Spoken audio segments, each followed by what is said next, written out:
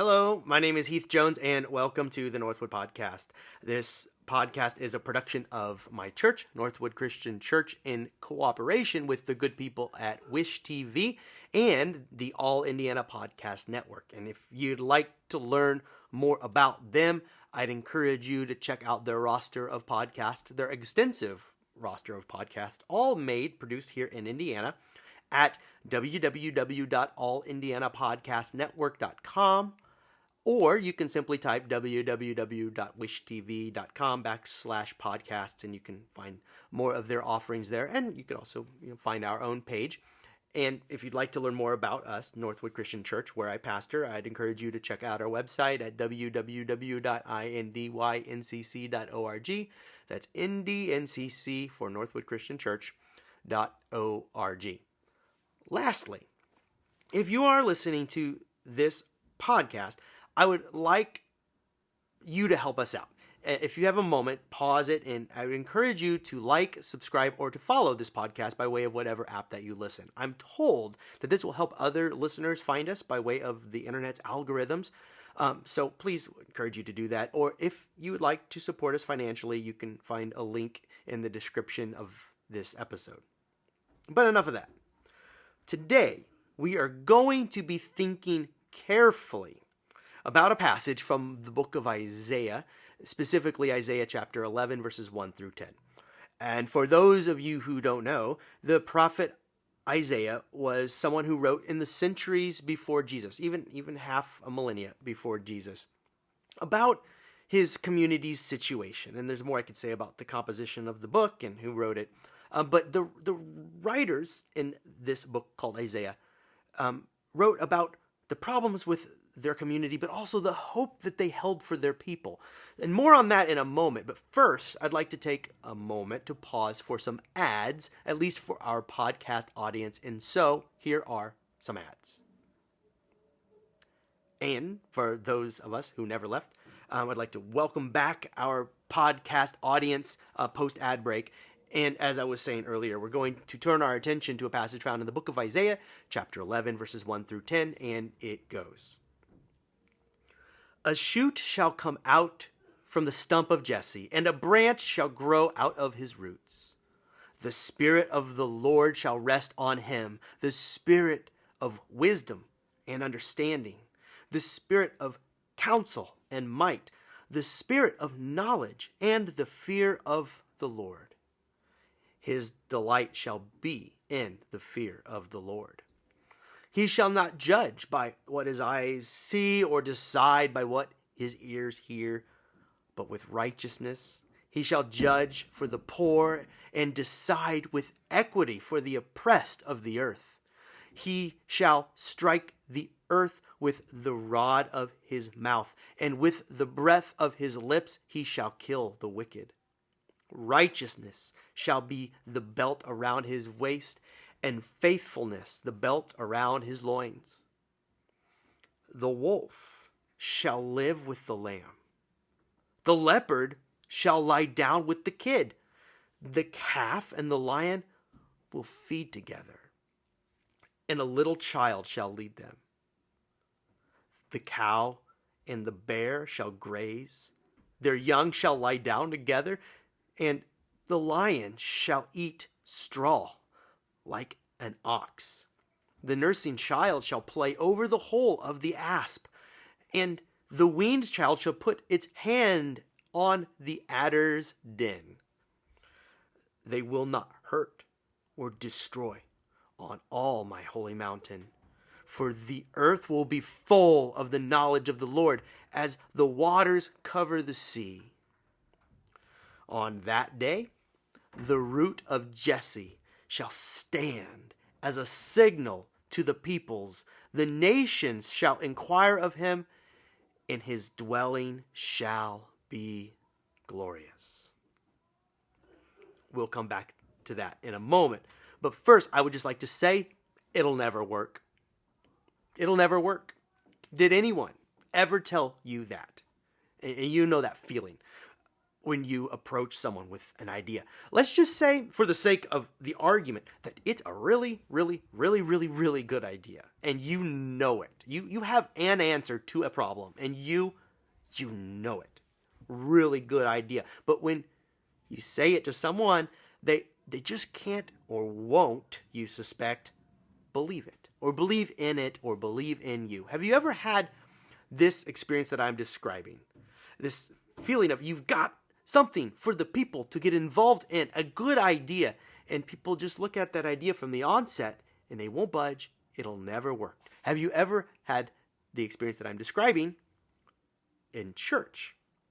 And that's almost a rhetorical question there, isn't it? Of course it's happened to you in church. It's happened to anyone with a new idea in church.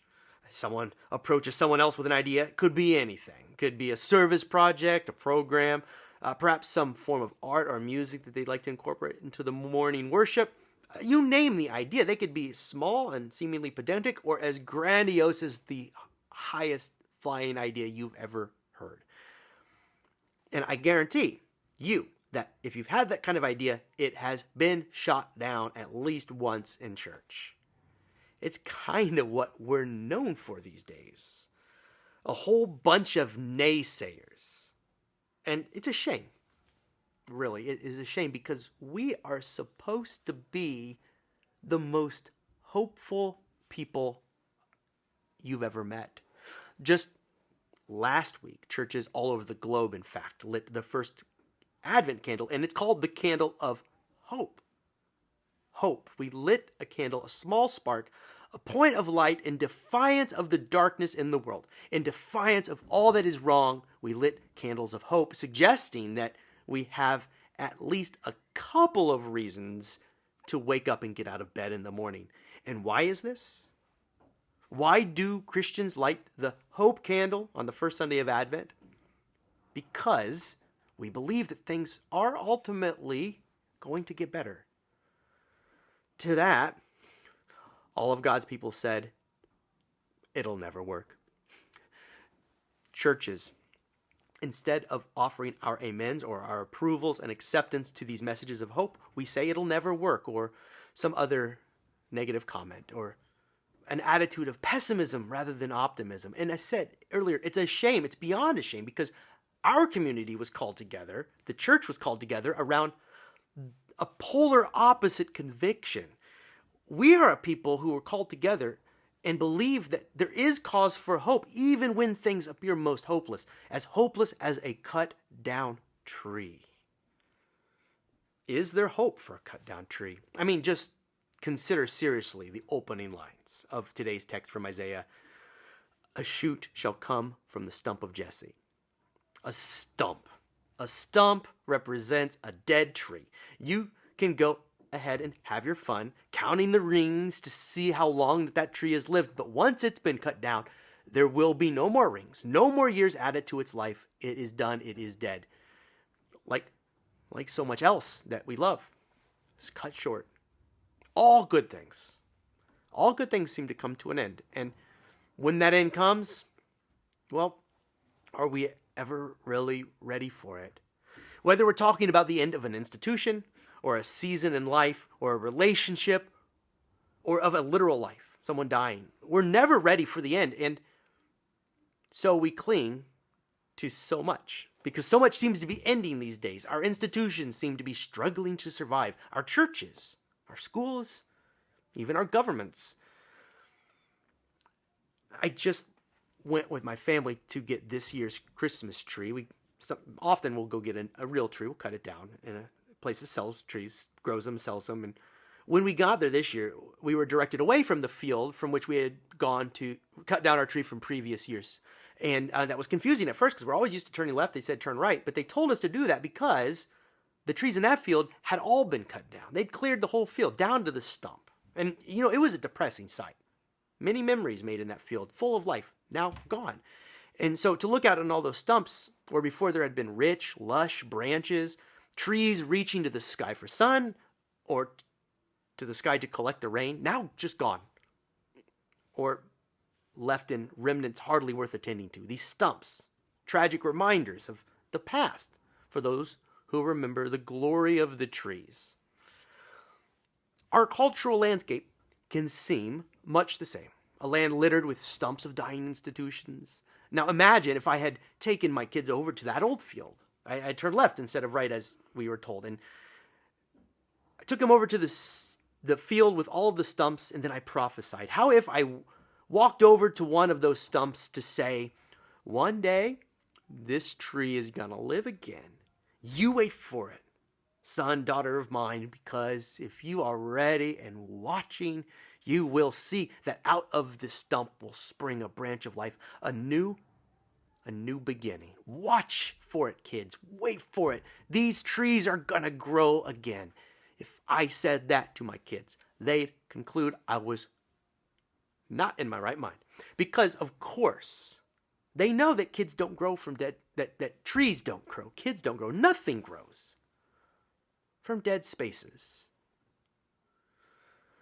But this is exactly what Isaiah tells the people. He says, look at us, cut down the way we are.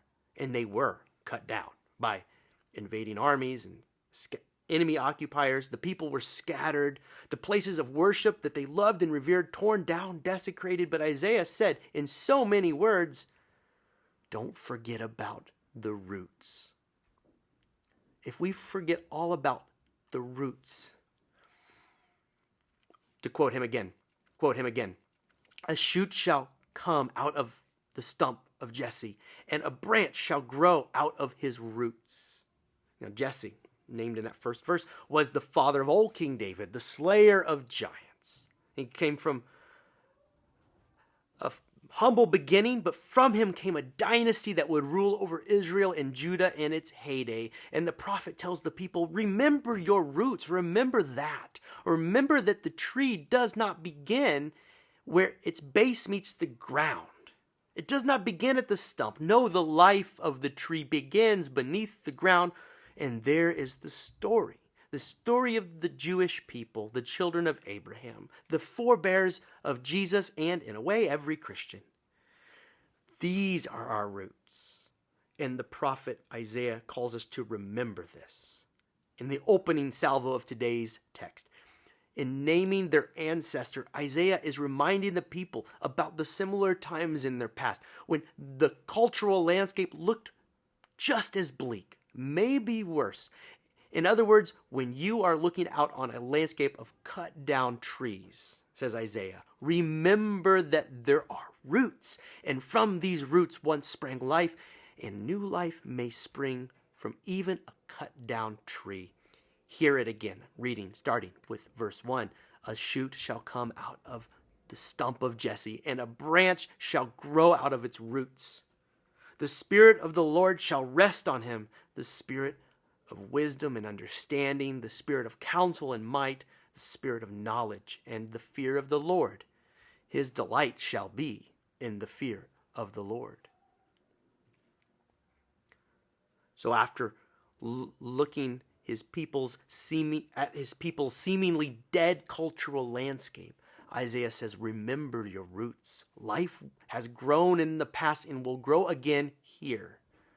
Then he goes on to describe a leader like you've never imagined, the sort of one who could bring about the world the people need. Here is a righteous leader who is wise, who understands. And this understanding comes from the one being who is filled with God's Spirit.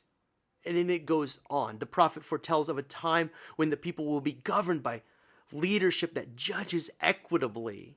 One who does not, quote, judge by what their eyes see or decide by what their ears hear. But with righteousness they shall judge the poor and decide with equity for the oppressed of the earth. The earth, all of it. So the governance of the land that Isaiah envisions for the future is not only fair, but ensures a just world for everyone, even the poor, and not just one nation's poor over and against another nation's poor. No, the scale of this vision is global in its scope, and it goes on. Quoting again, they shall strike the earth with the rod of their mouth, and with the breath of their lips they shall kill the wicked. Now, this may not seem like very good news for the world full of violence, Very good news for us to hear that they shall kill the wicked. I mean, don't we have enough war to be getting on with these days? Violence in the streets. What more need I say? So when I read these words at first blush about the wicked being killed, I was put off. But wait, read it again. Go back to it. He shall strike the earth with the rod of his mouth, and with the breath of his lips he shall kill the wicked. Dr. Clark Williamson, may he rest in peace, wrote of these words, "This is an extremely odd kind of killing. He will do it with the breath of his lips, his words, not his weapons of war." Remarkable world peace. So Isaiah's vision includes a world without violence. Good grief. He can't really mean that. And you read on. Maybe he's going to hedge or backtrack a bit. But instead, he ups the ante in truly an astonishing way. Here we arrive at verses that, for my money, are some of the most fanciful in all of the Bible. I really feel compelled to read them again. So starting with verse 6. The wolf shall live with the lamb. The leopard shall lie down with the kid, little baby sheep. Just try to picture this as I read it. The calf and the lion will feed together, and a little child shall lead them. Cow and the bear will graze in the same field. Their babies will lie down together. The lion will eat straw like the ox. The nursing child, verse 8 says, will play near the home of one of the most poisonous snakes on the planet.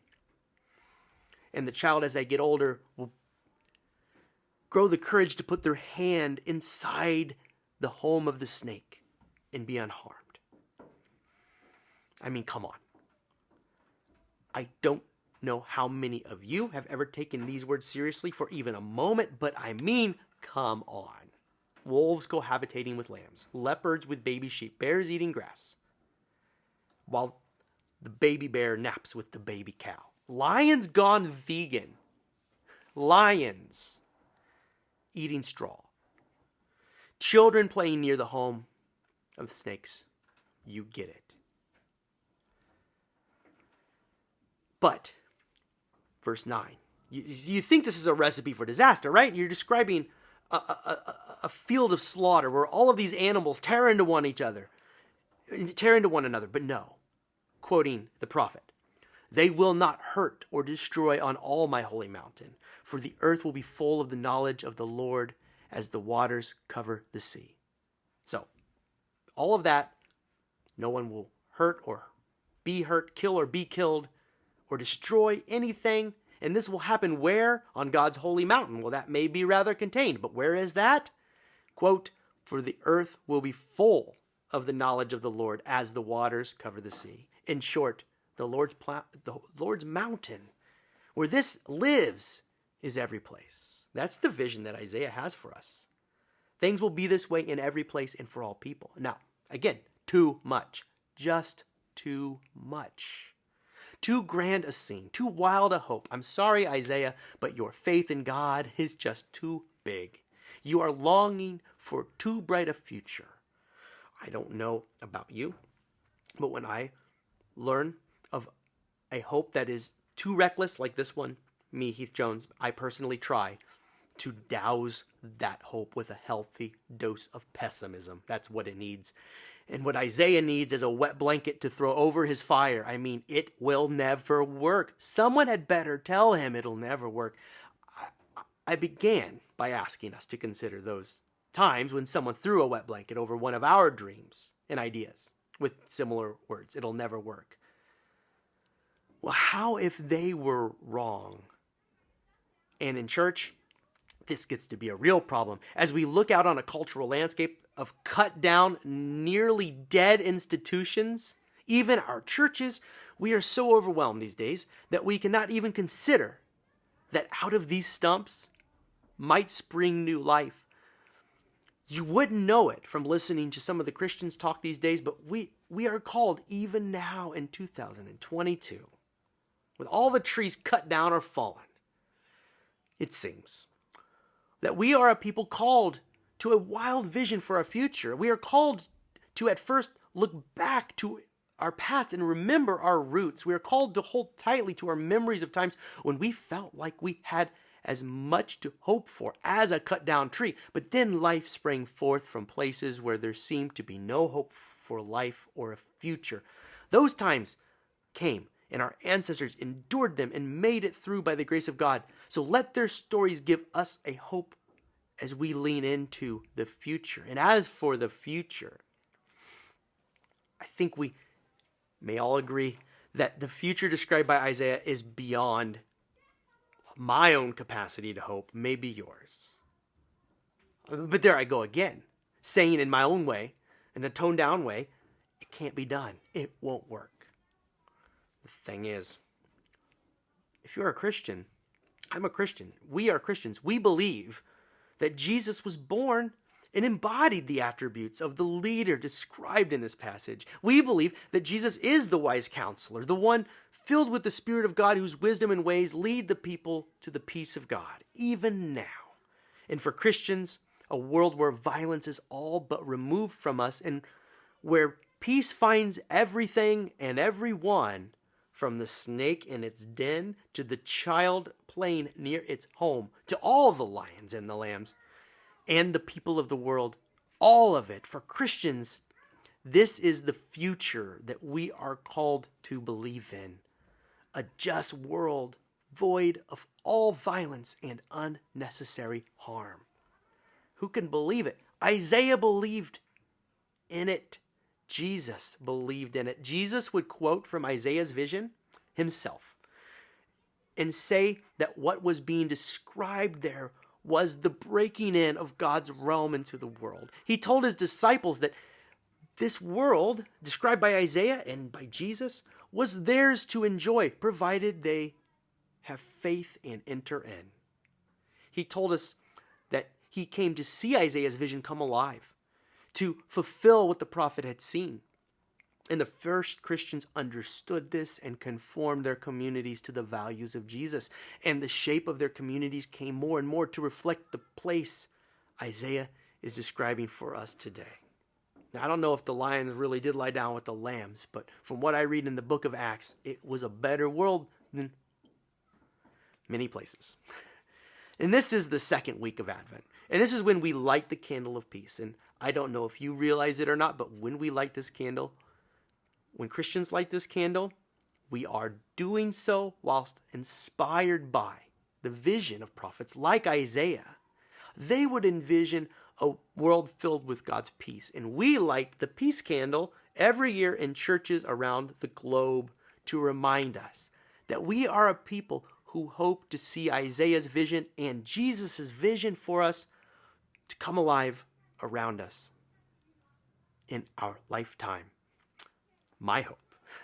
So I think that it is time for us to reconsider this dream. I think that while the cultural landscape does in ways resemble a field of cut down trees, I think that it is time for us to remember our roots. I think that it is time to remember that there were other times when our spiritual ancestors lived through moments in history that were in many ways as disorienting, and that the trunk of our tree is rooted in them. Those that have been through it remember our roots. Their testimonies anchor us, root us, ground us to a firm foundation. God is over us and is with us. So we are anchored there. We are anchored, rooted to our forebears. So remember these roots that give us life, have given us life, and the life that our roots supply. And what is that life? Well, looking back to our roots, a nation was birthed in the home of Abraham and Sarah, even in their old age. Centuries later, their children's children's children, and so on, were liberated from the mightiest empire then known, the Egyptian Empire, still to this day one of the largest to have ever existed. Centuries later, a young shepherd boy was called and commissioned to be the king, and the reign of King David would become the measure by which the people would gauge their nation's health and vitality going forward. My point is, life would spring up again and again. If you look to the roots, you'll see it. And when the people seemed cut off, cut down, the tree nothing but a stump, they remembered their roots. Same here. Remember our roots. Also consider the scope of the vision.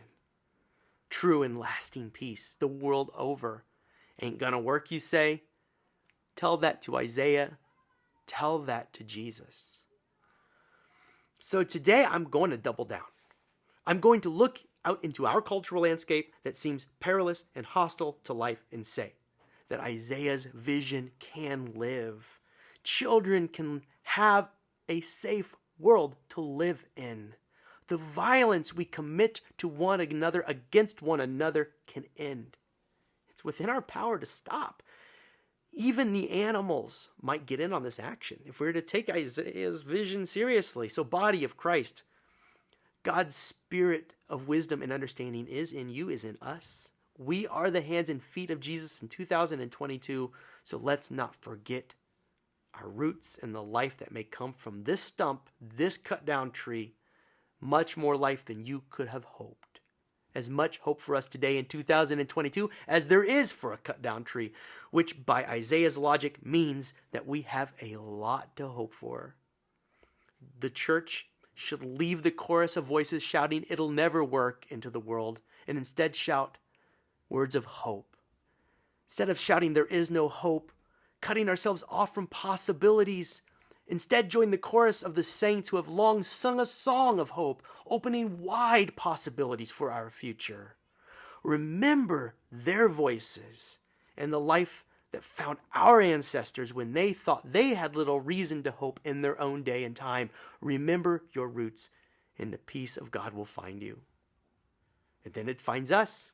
And when it finds us, we'll echo the words of the prophet when he said in response to the glorious things God would do, quoting him one last time, "On that day, the root of Jesse shall stand as a signal to the peoples. The nations shall inquire of him, and his dwelling shall be glorious."